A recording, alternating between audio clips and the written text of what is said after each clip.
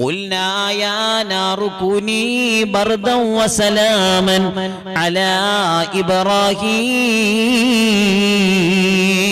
നീ ആരാധിക്കുന്നത് അല്ലാഹുവിനെയാണല്ലോ, ആ അല്ലാഹു ഏകനാണെന്നല്ലേ നീ പറയുന്നത്?